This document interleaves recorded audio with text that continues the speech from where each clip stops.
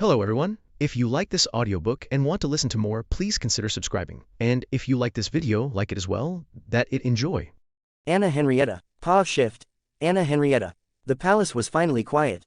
Or at least, as quiet as it could ever become. I dismissed the servants that were waiting outside my chambers with a wave of my hand and stepped into the bathing room. I wanted nothing more than to soak in the hot water until the exhaustion I felt down to my bones had vanished. The past several months had been a nightmare, everything escalating within the last few days. The vampire attack had thrown my court into chaos. Countless lay dead, many were missing. Then there was my sister, returned from exile. Apparently the mastermind behind the attacks, she controlled the beast, until she didn't. That was why Beauclair had been attacked. A lover's spat. Geralt and his friend had informed me about everything they had learned. Now that sister was imprisoned, while her lover still prowled my kingdom. I lowered myself into the bath and let out a long sigh as the warm water enveloped me. For the first time since I had woken up the morning before the vampire horde had attacked my city, I allowed myself to relax. My eyes slipped closed, and naturally, my thoughts immediately turned towards Ken. I frowned. Why did I keep thinking of him? It was becoming quite irritating. I had only known him personally for a short time, yet somehow he had managed to worm his way into my thoughts with an efficacy that would have put an experienced spy to shame. He had been infuriating today, but at the same time, he had been wonderful. A strange trait that I was beginning to associate with the strange man I had knighted. I sank lower into the water until only my head remained on the surface. That there is the problem. I remembered the way he looked at me in that tower. Not as a duchess, not as royalty. He looked at me as if he saw me. Just Anna, not the ruler of Tucson. I also remembered his arms around me after we had found Princess Longlocks. My cheeks immediately warmed at the memory. This damn bath is too warm. Yes, that is why. The bath, no other reason. Certainly it was nothing to do with the strength in his arms, or how his hand had rubbed gently across my back while I had cried against him. Nor did it have anything to do with the words he had spoken. Family is like that sometimes. Other times, you just need to kick their asses. I covered my face with both my hands. What sort of man said such things to a duchess? What sort of man thought about trying to make me laugh after I had been crying over my sister? That man, apparently. I lowered my hands and stared at the ceiling. He was strange, brash, vulgar, and reckless. He was also clearly far too powerful for his own good. Completely unlike Raymond. My smile faded at that thought. I hadn't thought of him in some time, my late husband. Perhaps I had just gotten skilled at avoiding the thought of him. I had only been 14 years of age when my parents had arranged my marriage with a man nearly thrice my age. I had to set aside my disgust. I knew my duties. Our marriage was not a happy one. Despite being the only heir to my father's kingdom, I was expected to be subservient to Duke Raymond. I was expected to smile, to produce heirs and spares, to be a good wife. Sienna had been exiled the year before. I had forgotten her due to my marriage. My childish naivety had deluded me into thinking that my marriage would be like the tales I had heard as a child. Then I woke up to reality. My sister was gone. I had seen them drag her away after she had made a fool out of some visiting noble. Our father blamed her and claimed it was due to her being born under a bad omen. Oh, how foolish I was. My fingers curled beneath the water. I had been a child then. But that did not lessen the guilt that I felt, that I still feel. Then came Dandelion, the bastard of a bard. My jaw tightened at the very thought of the man. Even thinking his name made my blood boil. The rumors had been ridiculous. Dandelion had been drunk, the patrons at the tavern paying for his tall tales with tankards of ale. They begged him for one more story, and a story he gave them. He had claimed that I had shared a night of passion with him. When confronted, he had called it entertainment. It was not entertaining, not for me, and not for Raymond. My husband had threatened to hunt down the damned bard, to have him beaten in front of me, to have his heart cut out and fed to me. He had believed the rumors over my own word. Perhaps he had wanted to believe them. In his rage he had strained himself too hard, he had collapsed, never to rise again. One moment I was being threatened, the next I had become a widow at 16. I opened my eyes and let the memories fade away. I hated that thrice-be-damned bard. Hated him for the rumors and humiliation he had brought to me. Hated that his lie had thrown my kingdom into turmoil, and most of all, I hated that the world had decided that I deserved some part of the suffering. And now, there was Sir Ken. My cheeks warmed again. I thought about the impulsive act of passion we had partaken in. I groaned and sank beneath the water until my hair floated around me. This is ridiculous. I surfaced and wiped the water from my face. What exactly was I doing? What was I thinking? Having thoughts about a man who had appeared under mysterious circumstances in my kingdom. A man with strange powers that had even an experienced witcher like Geralt baffled. A man who had admitted that he had been kissed by my sister. Gods, Anna, the audacity of that woman.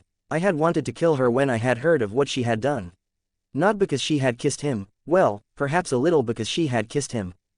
But most likely because she had only done it to spite me. Anna had always been the more mischievous of the two of us, the one most likely to push boundaries just because she wanted to see what would happen. And Ken had been an irresistible target for her. I had suspected, of course, she had come out of the fountain smirking after licking her lips. So I had asked Ken, I had expected him to act like any man. Either to brag about it or even outright deny it. Yet he had told the truth. He even said that he had pushed her away, and I believed him. He had pushed her away. My heart fluttered, and I frowned. Stop that, you are not some blushing maid. I had known men before, I had been married and widowed already, despite only having turned 20 this past year.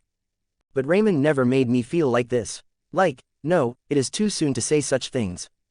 Ken, he made me want him near because I wanted him there. That distinction frightens me more than I cared to admit. I had spent so many years being told what I should do, how I should behave. What was expected of me as Duchess Anna Henrietta. Yet he had never been particularly concerned with what was expected of me. He seemed to care for what I wanted, and somehow that was more dangerous than the threat of vampires in my kingdom. I leaned my head against the edge of the bath. What am I going to do with you? I whispered. I wasn't entirely certain whether I meant Ken or Anna. Possibly both. Anna was imprisoned, she had held a knife to my throat, I had not forgotten. She had threatened my life, she had brought a beast into my city that slaughtered my people. And yet, she was still my sister. The same girl who had laughed and chased me through that enchanted world. The same girl who lay next to me when we had been frightened of the thunderstorms. She had changed, but so had I. Perhaps that is what hurt the most. I had never forgotten her, even if I had never been able to truly search for her. I had imagined anger, tears, for her to demand answers. I had not imagined embracing her, or her holding a dagger ready to end my life had it not been for Ken. My chest tightened. I had already decided that she would remain imprisoned until her vampire lover was dealt with. After that, I didn't know. Would I execute her? Would I exile her once more? Could I bring myself to execute her? My dearest sister. No, I could not. But forgiveness was another beast entirely. She had hurt too many people, she had hurt me. I wanted to know why. The Anna I knew would never do such a thing. Perhaps Ken was right, I need to speak with her. Not as the Duchess, I needed to speak to my sister as her Henrietta. Ken, my thoughts once again drifted to Ken. Damn you, there was no one in the room to hear me. That was probably for the best, I had absolutely no idea what I was going to do about him. He calls me Anna, not your Grace, or Duchess Anna Henrietta. Just Anna, and I liked it. Far more than I should have. My fingers drifted through the water. I could still remember the warmth of his embrace, the sound of his beating heart. There was never pity in his eyes when he glanced at me. Only concern, something that surprised me. I had spent years surrounded by people who bowed when I entered rooms, who whispered candied words to try and gain my favor. Yet when he spoke to me, it was as if he was speaking to a normal person. I smiled despite myself. I found that particular trait is what I liked about him. He refused to treat me like some fragile ornament. Somehow that made me feel more like myself than I had in years. My smile faded, I could not let myself be foolish. I had already lost enough. I could not just throw myself in another man's arms because he made me feel warm and safe. Not after everything, and yet, he had never asked anything of me, not the knighthood I had granted him, not for another night of carnal pleasure. He did not even seem to be certain that I wanted him. Perhaps that was why I wanted him. I bit my lower lip. This is becoming absurd. I am a grown woman. I am the Duchess of Tucson, I have survived one marriage and an army of vampires attacking my town. Surely I can manage one annoyingly handsome, absurdly powerful, vulgar knight. I straightened. Yes I can, I will even. I just have to take things slow.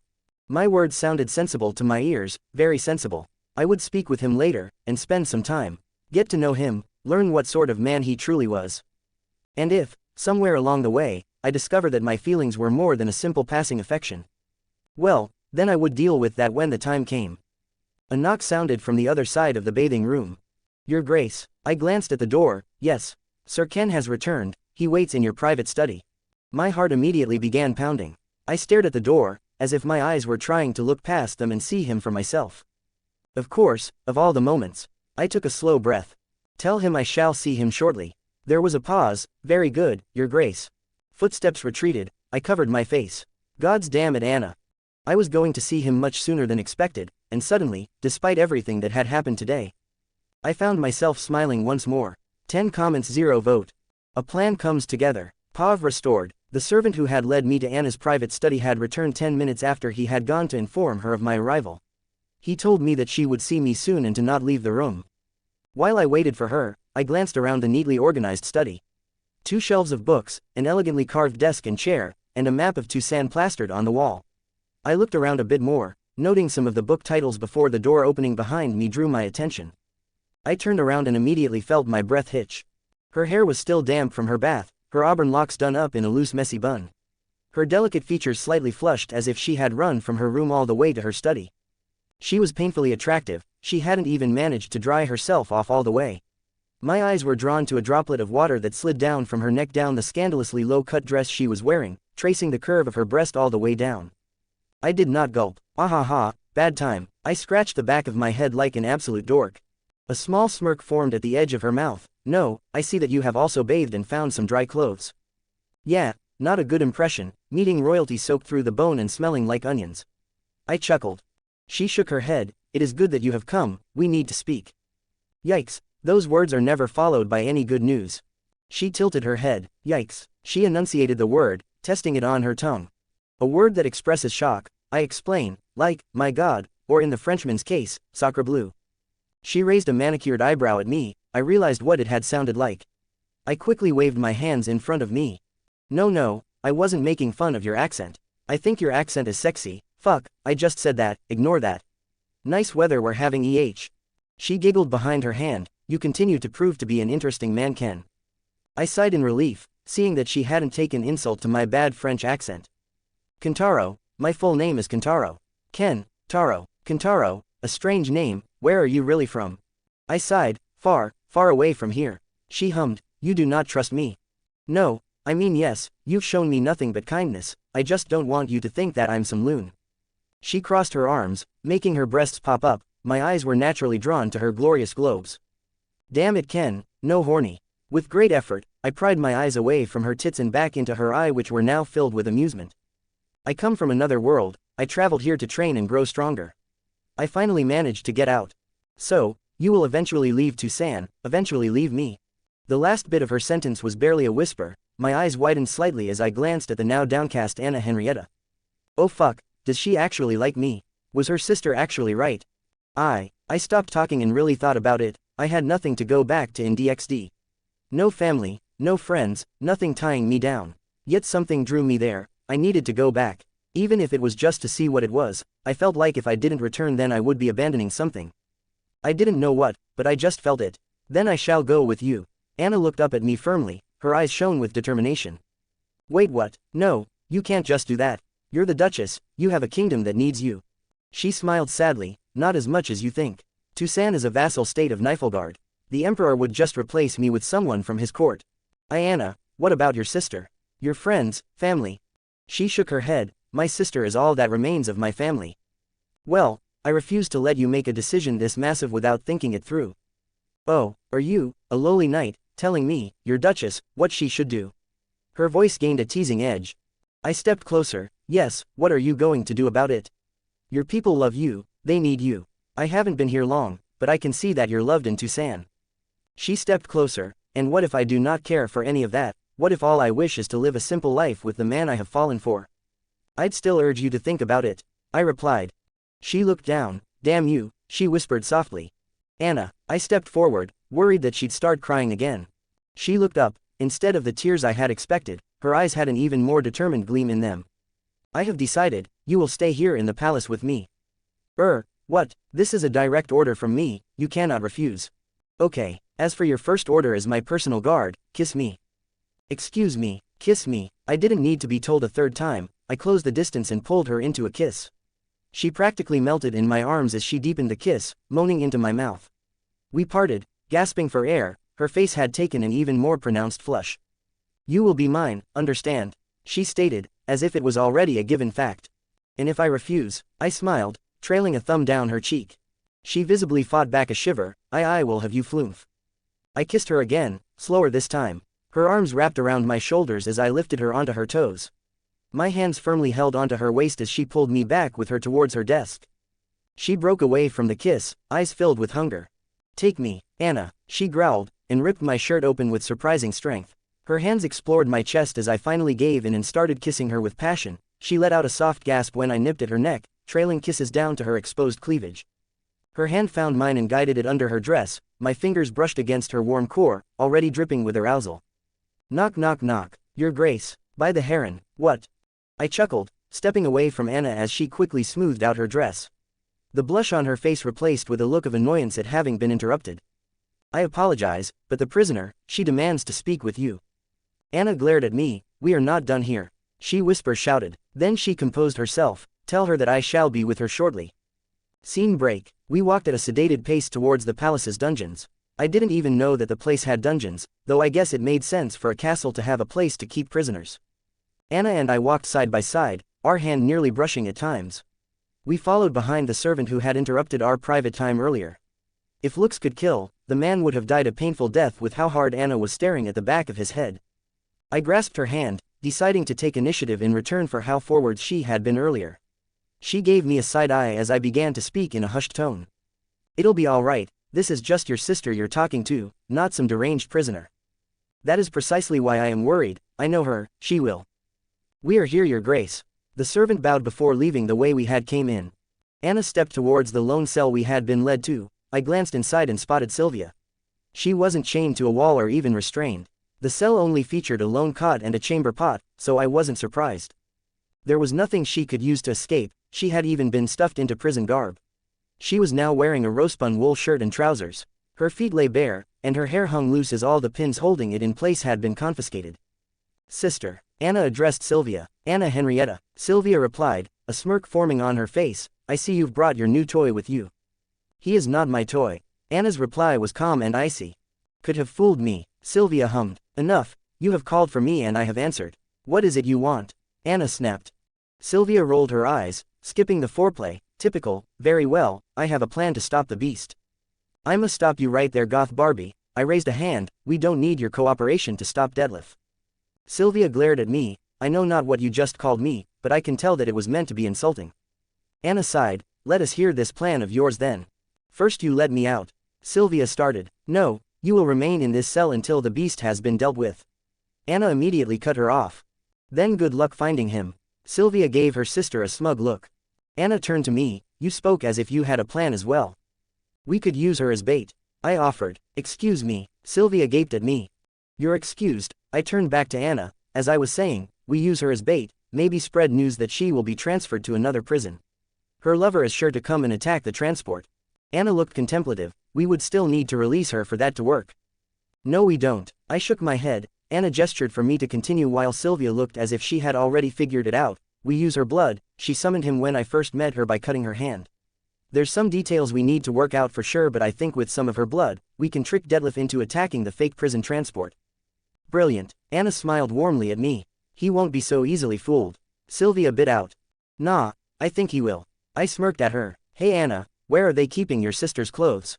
A wicked grin forms on Anna's face. I see. I shall go fetch the warden. And I'll go get Geralt. My grin matched hers. Scene break.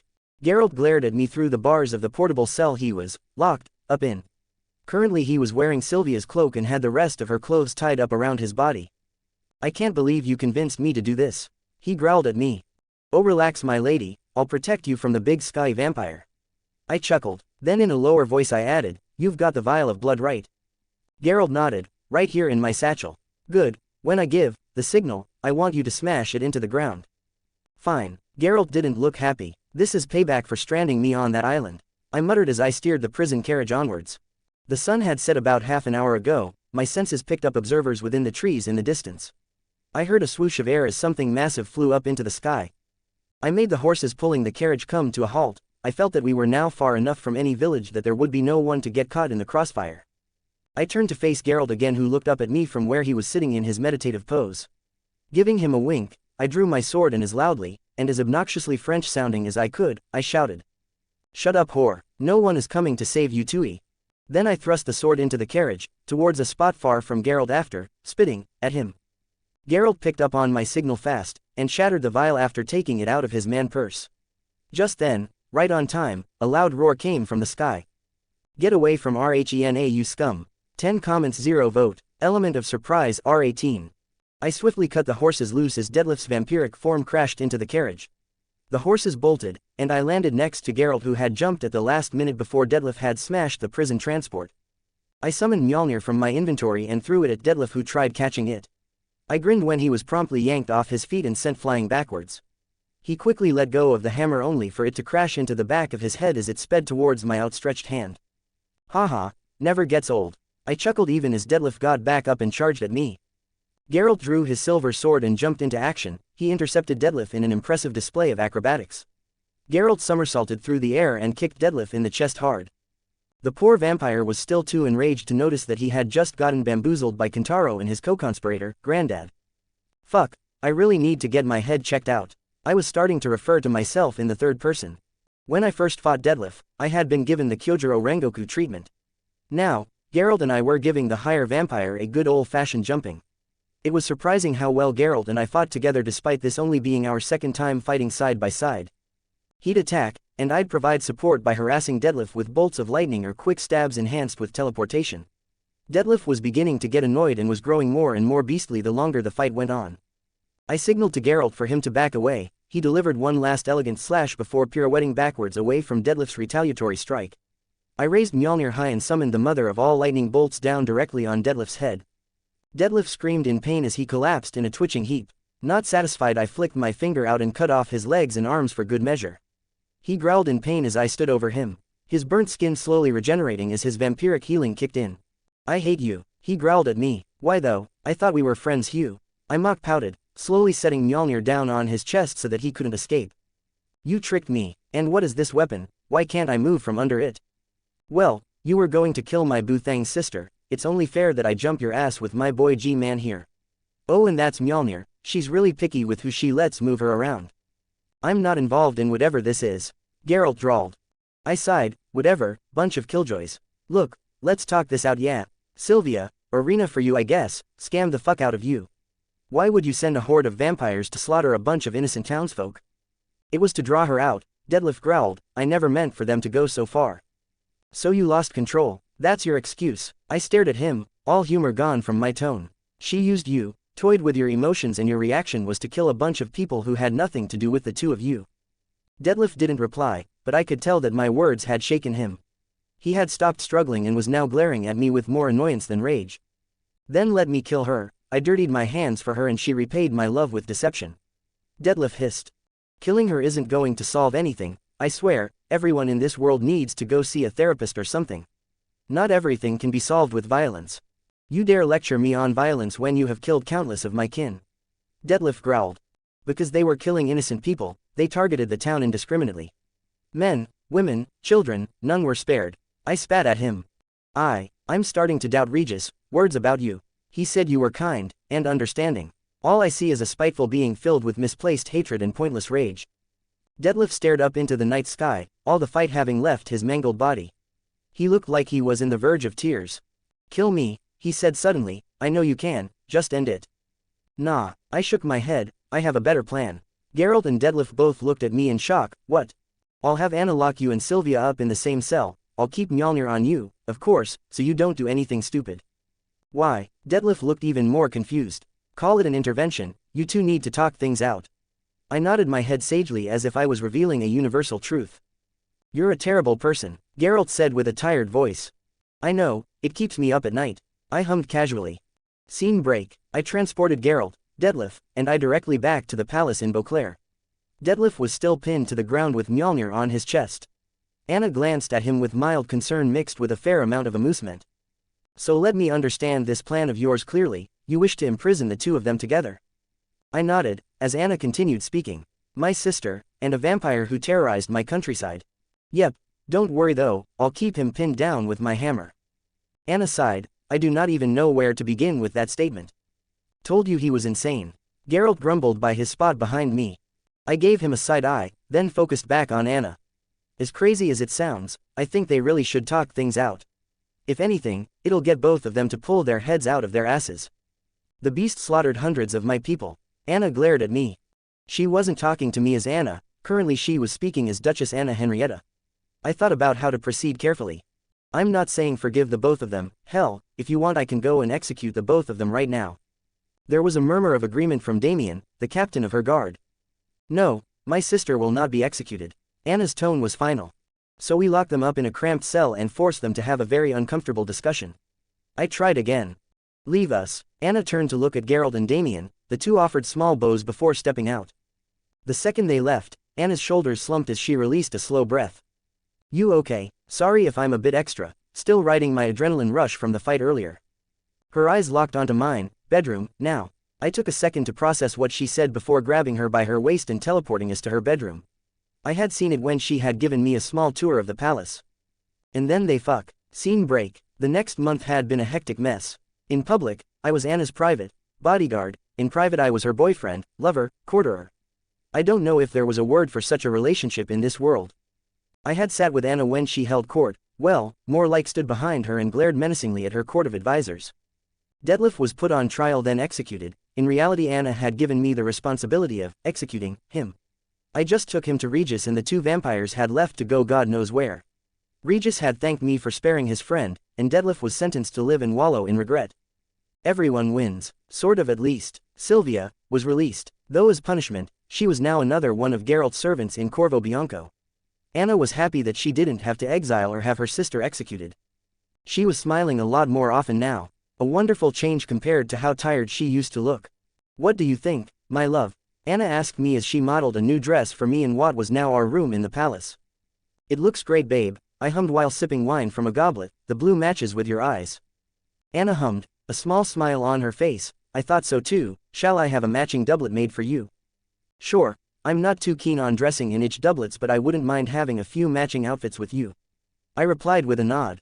Good, I shall have my tailor GE. She frowned and covered her mouth. I stood up and quickly walked over to her. Anna, what's wrong? She straightened up. It is nothing, I just felt a little sick for a. She vomited and stumbled a little. Worry shot through my body. Poison. Could she have been poisoned? I rushed over to her cup. It smelled just like regular wine, but I wasn't an expert in poisons. Anna, I went back over to her and helped her keep steady on her feet. What is it? Have you been poisoned? She laughed. No, I believe I am with child. What? 19 comments 0 vote. Home. Time skip. 1 year later. Your Grace. I turned to face the servant who had addressed me. A lot has happened since that reveal. Mainly, Anna had finally decided that it was high time to publicly announce our relationship. I still laugh at the memory when I think of it. She had given me an elaborate backstory and everything. Apparently I was a traveling noble, a prince from a faraway land, and I had replied to her call for aid against the beast of Beauclair. The bards had sung about how I had chosen to stay as the kingdom's protector after being entranced by their duchess's beauty. Which was fair. I did have the hots for Anna when I first saw her, even if I didn't admit it then. The next complication came when her pregnancy became too prominent to hide anymore. So Anna and I had a grand wedding ceremony. I hadn't expected to be married so soon, but I didn't mind. Geralt had laughed at me, saying that I came to Toussaint to train but ended up with a wife and a baby on the way. I almost blasted him with lightning that day. Now I was the Duke Consort of Toussaint, a huge leap in standing from traveling nobody to common knight, and now literal royalty. It all sounded like some trashy Chinese web series to me. I wasn't going to complain though. My wife was absolutely stunning and my daughter was a splitting image of her mother. Miette was barely a year old and she already had the entire duchy wrapped around her scheming finger. I blame Sienna for that. Anna had finally forgiven her sister, but she didn't lift her punishment. We often went to Corvo Bianco, mainly so that I could annoy Geralt, especially when Triss came to visit. She always laughed the hardest when I made Geralt break his stoic mask. What is it? I asked the servant who waited for my reply at the doorway. The Duchess Anna Henrietta has returned with Princess Miette, he answered. Yes, I named my daughter Miette. No, I will not be elaborating any more than the fact that the name sounded French. Very well, I shall join them. I have almost finished my latest painting. He nodded and quickly retreated from my personal art studio in the palace. Over the last few months I had become quite the accomplished painter. A few of my works graced a few nobles' homes. I finished up the last few touches of my painting and took a step back to admire that family portrait I had painted. Nodding in satisfaction, I took off my paint-streaked smock and washed my hands in the basin of water by the door. I acknowledged the servants that bowed to me on my way to the throne room, a smile on my face as I restrained the excitement to see my family. I think I'm forgetting something. Nah, whatever it is, it can wait. Got a wife and daughter to go spoil. Scene break. I greeted my family with a smile. Anna gave me a chaste kiss while offering Miette to me. My baby daughter babbled happily as I accepted her into my arms. How was your visit to your sister? She is well, Barnabas is keeping her in line in Geralt's absence. Anna replied, smiling as she watched me tickling our daughter. That is wonderful. Any plans for the rest of today? Anna hummed, then shook her head. None that come to mind. Why? Do you have something planned? I was thinking of a small outing, just us. Perhaps a picnic. It is beautiful out today, I am sure our little princess would love that. Fantastic, I will have the kitchen staff prepare a small meal that we can carry with us. I handed Miette back to Anna, then set off towards the kitchens. Even after a year, it was still a strange but not unpleasant thought that I was married now, and that I had a kid. If you had told me a year ago that I'd be a married man and a father, I'd have laughed in your face. Hysterically even. Now, the thought made me feel warm and gushy. The cooks readily handed me a small basket of goods, pastries, cookies, a small pie or two, and a bottle of wine. Miette was still being nursed by Anna, and she had yet to grow her baby teeth, so all the food was for Anna and I. I hummed a cheerful tune as I walked back to the throne room where Anna and our daughter were waiting with a small contingency of guards. I had insisted multiple times that I was more than enough to protect the two of them, but Anna had insisted. To keep up appearances, she had said. I had reluctantly accepted a compromise. The guards would stay far enough away that they weren't literally standing in our personal space, but close enough to respond to threats. I wanted some private time with my wife, damn it. I wasn't an exhibitionist for fuck's sake. That, and it had been months since Anna had led me anywhere near her sexually. I was pent up, and it didn't help that she kept wearing low-cut dresses to tease me. The pregnancy had done wonders for her assets, they had grown a size or two larger, and I just wanted to bury my face between them. My family and I walked with our armed escort to the gardens. There I set up a picnic blanket and laid the basket in the center. Helping Anna sit down, we basked in each other's presence while enjoying the food and making small talk. Miette giggled happily between us, talking in whatever language babies spoke while reaching towards the clouds. This is life. Scene break. Anna slept soundly next to me, our daughter nestled between us. The sound of their soft breathing lulled me into an introspective mindset. Ding. What the? Oh right, wait, I knew I was forgetting something. I quickly opened the system and glanced at the notification. Congratulations, you have completed the quest. Beast of Beauclair. A powerful monster stalks the night, killing knights mercilessly. Assist in the hunt to stop the beast. Defeat the Beast of Beauclair. Save Anna Henrietta. Secret objectives. Become royalty. Spare Deadlift, the Beast of Beauclair. Complete all objectives within 3 months. Rewards issued. 3x Gacha draws. Return home token. Significant boost in CE. New title, Unlikely Monarch. $2 million. Bonus rewards issued. 2x Gacha draw. Damn, I completely forgot that I had a quest. That's life for you, I guess. Kinda impressive to forget something with a photographic memory. A rush of warmth filled my body as my cursed energy reserves grew once more. I let out a contented sigh as I felt myself grow significantly stronger.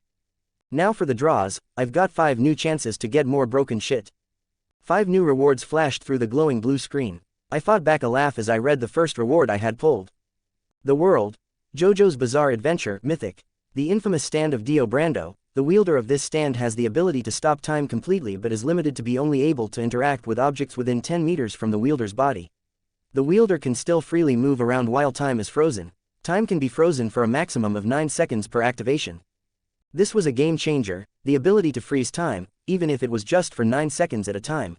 All my future fights could be ended before it even began, unless my opponent aspoled immunity to time stop. I vaguely remembered a cross-dressing Damphir in DXD, mainly because of all the Admiral Akbar memes. I knew that the trap vampire had a time stop sacred gear, and certain people apparently weren't affected by it. I looked at the rest of my rewards. Water of Instant Depression, Legendary. A spray bottle filled with water that causes crippling depression for any and all sentient beings that come in contact with the water. The spray bottle will never run out of water. Note: crippling depression can cause serious mental strain and even death. The fuck is this shit? First was Rias bath water, now I have a spray bottle that turns people into iDubbbz if I spray them with it. I sighed, and quickly scanned through my 3 remaining rewards. Invisibility Cloak. Harry Potter, Mythic. One of 3 Deathly Hallows, can be worn like a regular cloak, but once the hood is pulled over the user's head, the user becomes completely invisible. Prevents any and all tracking abilities and skills no matter who is using them. Note: cloak can still be stained, revealing the one hiding beneath it. Fabricator Drone. Subnautica, Legendary. A futuristic 3D printer that can print anything as long as the adequate materials and blueprints are provided.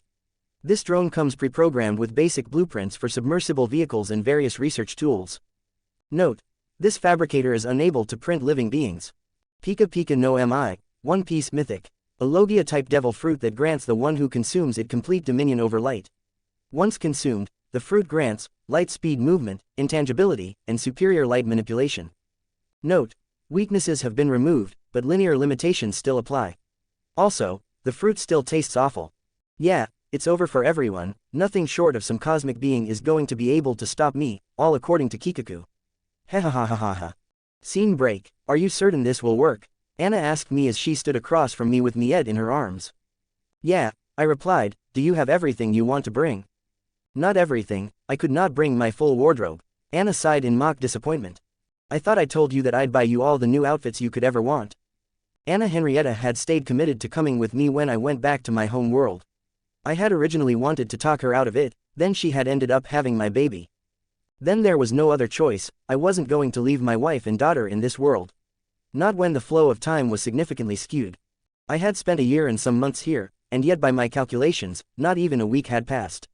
Which was insane to think about. The ratio is 100. 1 year and 2 months is 14 months, divide that by 100, and it's about 4.25. It's only been roughly 4 days since Kentaro left DxD.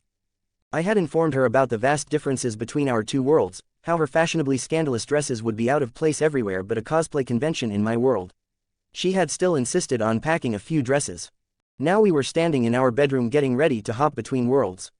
Anna and I were leaving a few contingencies, mainly appointing a temporary steward to keep Tucson running in our absence. I pulled my Anna and Miette close, then focused my mind entirely on one thing. In a brilliant flash of blue-green light, we reappeared in the living room of my school-assigned apartment. Anna opened her eyes, having closed them when I had grabbed onto her. Miette was gurgling happily in her mother's arms. I let out a sigh. Home sweet home. Anna glanced around. This is where you live. It is rather modest. No, you can say it's small. In this world I'm just a simple student attending a prestigious academy. Before I met you that's all I was, and now, I think it's time we got a place to call our own. I won't lie, after more than a year of having servants attend to my needs, and living in an honest-to-God palace, returning to my one-bedroom apartment was pretty disappointing. Thankfully I had an ungodly amount of money burning a hole in my inventory, so I would take my family out tomorrow for some much-needed shopping. I flicked a few lights on. Anna blinked and looked at the fluorescent ceiling lights. Is this some form of magic? She asked as she walked around my living room with Miette reaching for various objects I had scattered around. Nah, it's just electricity. I told you about it, remember? And I don't think she was listening though. To be fair, we were in the middle of a rather passionate moment at the time. Vaguely, yes, I had nearly forgotten, Anna admitted. Well, let's get some rest, we can go hunt for a new home tomorrow. Miette let out a cute little yawn just in time. Anna smiled at our daughter. Is my little princess tired? Come, let us leave your father to deal with the boring details. She turned to me. I suppose this door leads to the bedroom. She was pointing to the only door that wasn't the exit to the apartment. I nodded. She smiled and walked off, leaving me alone in the living room.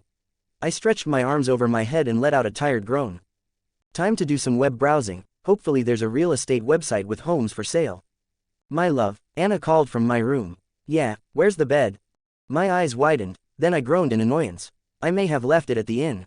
Thinking back, I had never actually gone to retrieve my bed after meeting Geralt and ended up staying in Corvo Bianco. Damn it, oh well, I need a bigger bed anyways. 26 comments 0 vote. Back in black, Pav Shift Sona Shitori, Citri. Something strange was going on, and I didn't know what it was. That irked me to no end. I am the student council president, I should know what's going on in my school. It all started at the beginning of the new school year. The school had just recently become co-ed and countless male students were accepted.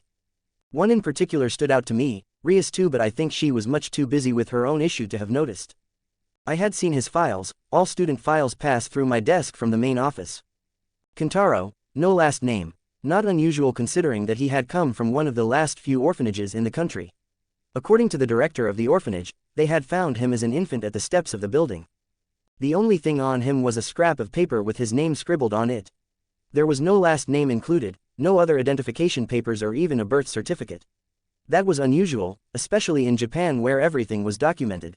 He had apparently been at the top of his class each year. He didn't even have any disciplinary marks on his record. All in all, a perfect student, smart and talented enough to have earned a spot in Ku Academy. I had my familiar keep an eye on him a week after he had moved to Ku Town. They had nothing to report other than the fact that Kentaro liked to keep to himself. He never had any visitors, or even left the apartment the academy had assigned him as part of his scholarship package. Then, he disappeared. I had waited for him at the gates of the academy with his schedule in hand and plans to show him around the school. He had failed to appear. At first I figured that he was just running late, then his homeroom teacher had marked him as absent. Feeling a little peeved that such an apparently stellar student had ditched school, I had sent my queen, Tsubaki, to bring his homework to him. Really, she was there to observe him. Tsubaki had come back with nothing. She told me that Kentaro wasn't in his apartment, nor had the landlord seen him in the last few days. His door was still locked and there was no magical residue around his home, so foul play was out of the question. I had wondered if he had run away for some reason. Then I wondered why he would have run off. Did he see something he shouldn't have? Was someone after him? Tuesday came and passed, yet he was still absent. I had to personally assure the chairman of the academy to hold off on disciplinary action. I knew there was a reason that Kentaro hadn't come to school yet, and I would find out. Scene break. As the midweek classes came to an end, I sat in my chair in the student council room with my fingers steepled under my chin. Sauna Kaichu, are you sure Kentaro-san will be coming to school?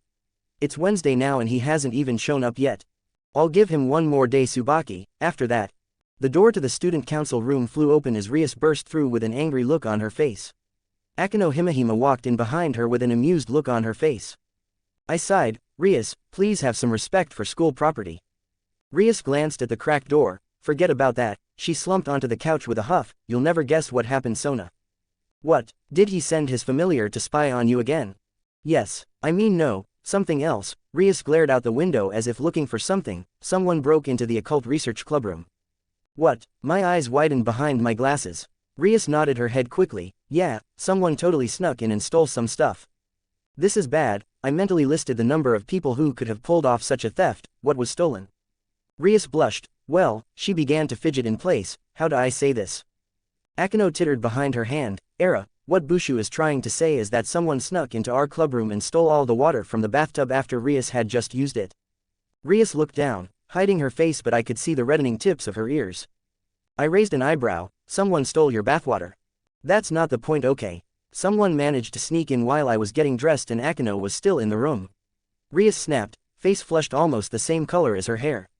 I see, I muttered. What if it was Riser? I know that pervert probably has something dastardly planned for my bathwater. Rias groaned. I doubt even he would stoop that low. He may be scum, but I don't think he's the type to steal bathwater. I replied. Rias covered her face with her hands. Who would even steal my bathwater? Pav restored. Achoo. I sneezed hard, startling a sleeping Miette who started bawling. Anna glared at me as she picked up our baby and started rocking her back to sleep again. Fantastic job, my love. Her voice dripped with sarcasm. What? It's not my fault. Someone is probably just talking shit about me. I complained. She rolled her eyes and retreated back to the bedroom. I collapsed on my recliner with a huff. I had finally finished unpacking everything we bought. We spent most of the day shopping for necessities. New furniture, food, and I had spoken to a real estate agent about looking at some properties the coming weekend. With the amount of money I had in my inventory, and the staggering assortment of crap I had looted from various bandit camps over the year I spent in Tucson, I was rich. I closed my eyes and sighed deeply. Part of me really didn't want to go back to school. I didn't really have a choice though. Ku Academy was home to 2 devil princesses, and if I just never showed up, then the devils would start nosing around. I wasn't worried about myself, but I have a wife and daughter now. I needed to protect them too. Now, I know I could have left them in Tucson, but that was more dangerous than just taking them with me wherever I went. At least when they were with me I could protect them easier. Fuck, I already missed the first few days of school. Wonder if anyone will freak out. It's only been a few days for them, but it's been over a year for me. Plus, I've definitely changed physically. The year of constant fighting and the several boosts in power had left me standing 2 inches taller. My muscles were denser too. I was no longer a scrawny Japanese kid. I got up off the new leather lazyboy I had bought today. Walking over to the kitchen, I started preparing dinner for Anna and I while she was busy putting our daughter back to sleep. The rice cooker had just gone off when Anna stepped back into the living room wearing a nearly see-through white shirt and tight black jeans. She stepped behind me and wrapped her arms around my hips. What are you making, my love? She asked. A staple dish in this country, curry. I replied. Curry. It smells similar to a Zarikanian dish the cooks at the palace prepared once when an Ophiri noble had visited my father. Anna stepped out from behind me and glanced at the simmering pot of simple beef curry I was making. I stirred the pot a few more times before killing the heat. Anna went off to the table, also new, and sat down while I plated up some curry and rice for the both of us. We sat across from each other and ate in comfortable silence. Anna hummed happily as she munched on one of my favorite Japanese dishes. This is surprisingly delicious, the tender beef and vegetables pair very well with this, rice you said. Rice, I nodded in confirmation, basically the bread and butter of many countries' culinary dishes. We finished up with dinner and I cleaned up before joining Anna in the bathtub. She smirked playfully at me. Then I felt her foot sliding up my leg towards my crotch. Anna, you better stop before I bend you over right here. Oh my, such a brute. She giggled, not stopping. Okay, that's it, you've been getting away with teasing me for far too long, get over here. She giggled before letting out a yelp as I splashed her before grabbing onto her and standing her up. She grinned at me, I growled and spun her around before pinning her up against the wall. She gasped as I grabbed onto her hips, my hardened length pressing against her ass. Ready for your punishment, I whispered into her ear, making her shudder against my chest.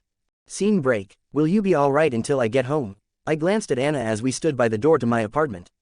She gave me a quick kiss. Yes, now go, Niet and I will be exploring the World Wide Web while you are off attending your classes. Fun, don't go to any weird sites. I chuckled. I will mostly be looking at this Amazon you mentioned the other day. You mentioned that there is many things to purchase there. Huh, sure, I'll see you in a bit then. I conceded before kissing her one more time and giving Niet a quick peck on her forehead. I waved, watching Anna walk back into my apartment before I dropped my hand. Then with a pulse of my cursed energy, I raised a veil around the entire apartment building. It wouldn't prevent anyone from stepping out, but it would deny entry to anyone with even a hint of supernatural energy. Just one final precaution before I was satisfied that my family would be safe. I started walking, humming softly to myself as I made my way towards Ku Academy. Bohemian Rhapsody helping me tune out the numerous students milling about on their way to the same place I was going. I was now wearing the school uniform minus the stupid ribbon, the top few buttons of my top undone to show off my muscular chest. I had my book bag held in one arm while the other was tucked away in my pocket, fidgeting with the ring on my finger. When I reached the gate, I schooled my expression when I spotted a bespectacled girl with her arms crossed. Her eyes landed on me and a small frown formed on her face. I stopped in front of her and waited for her to introduce herself. You must be Kentaro-san. Her voice was measured. Maybe. Who are you? Some sort of student representative. I replied casually. My name is Shitori Sona, I am the student council president. She extended her hand, offering me a slip of paper. Congratulations, must be proud of yourself. I grinned. Where have you been, Kentaro-san? Unexplained absences are frowned upon at this academy. Oh, here and there. I waved her off. This my schedule. I asked her. She fixed me a pointed stare before nodding her head. It is, come with me. I'll show you around. I hummed, no thanks little lady, I'll find my own way. I walked past her before she could say anything else. I held back a grin when I felt her eyes trying to burn holes through my back. I passed by a trio of boys who glared hatefully at me. One of them spat off to the side before commenting in a low voice. Che, another damn pretty boy. Motohama, shish, he looks dangerous. The one with spiky brown hair hushed. Who cares, Issei? Did you see how he treated one of the three great beauties? I bet he thinks he's better than us. The bald one replied. I tuned them out as I made my way to the front doors. I mentally noted that these three were probably the infamous perverts of the school. The main character and his lackeys. Not even gonna bother with them. I mentally told myself. To be continued.